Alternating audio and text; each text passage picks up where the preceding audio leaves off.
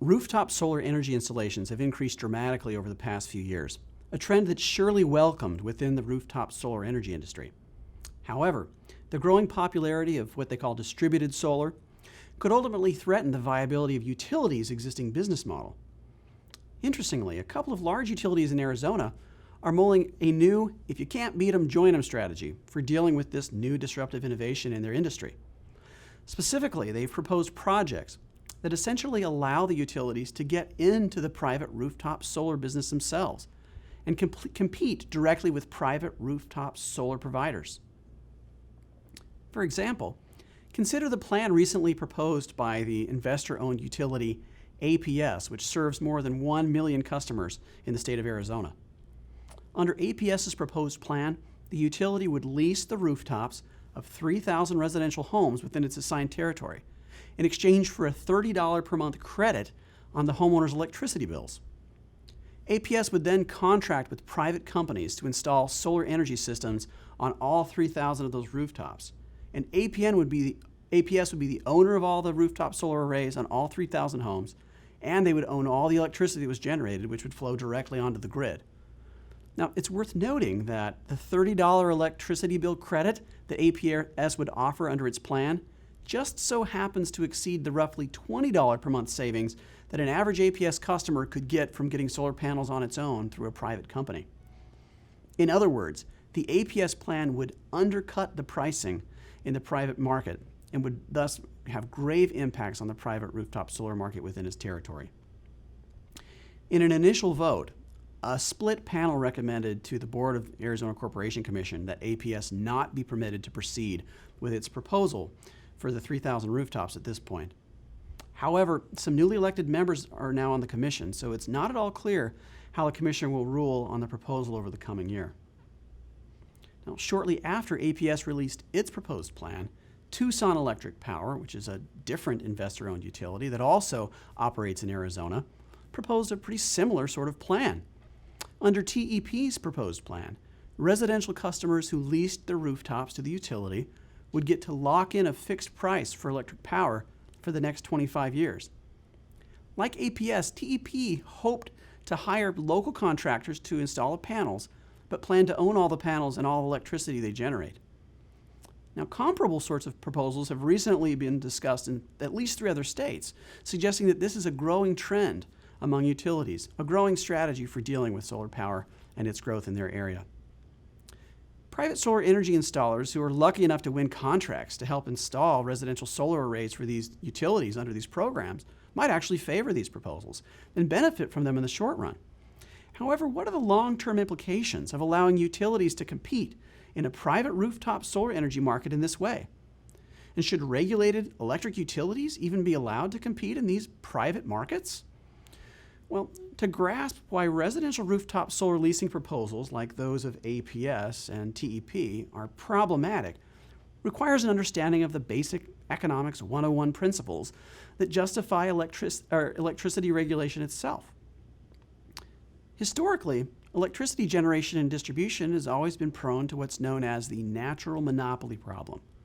Basically, the very high upfront costs associated with building power plants and an extensive transmission and distribution infrastructure capable of delivering power throughout an entire community make it extraordinarily difficult for potential competing producers to enter into retail electricity markets after they're already established.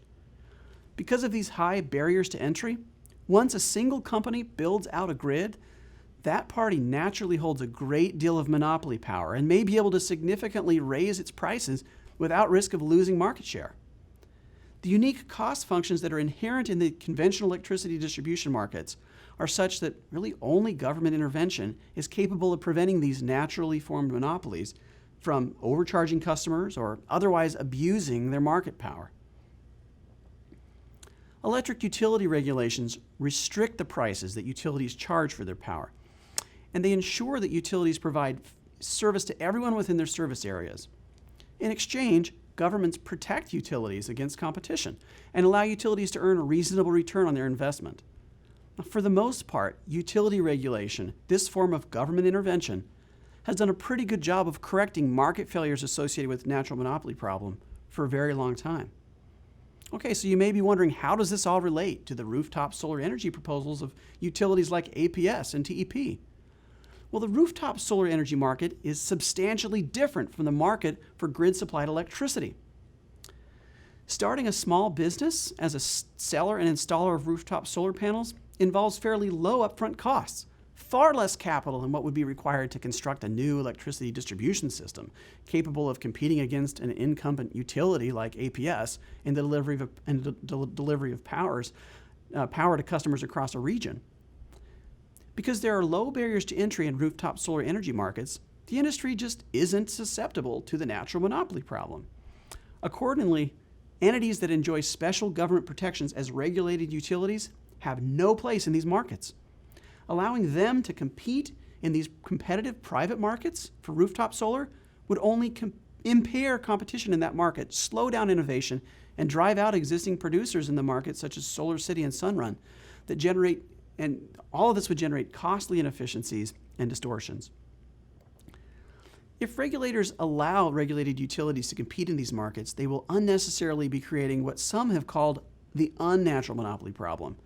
The term unnatural monopoly appears to have first been used to describe AT&T, while it relied on regulatory protections to cling to its monopoly position in certain landline telephone markets in the 1980s. In short, unnatural monopolies are monopolies formed or perpetuated when a government regulator and an entrenched incumbent collaborate to keep entrants out of a market that's changing because of disruptive innovation. Unnatural monopolies are never justified and should be avoided. For the same reason that we don't let heavily regulated utilities go into the business of selling baseball caps or cheeseburgers, they should not be allowed to compete in the rooftop solar energy market. So in summary, if you can't beat them, join them strategies, these strategies, they should not be available at all to utilities that are trying to respond to the growth of rooftop solar energy. State regulators need to be vigilant in preventing utilities from sneaking into the private rooftop solar energy market through project proposals like those proposed by APS and TEP. Utilities will have to find some other way to adapt to the impacts of disruptive innovation in their market, but this is not the solution for them.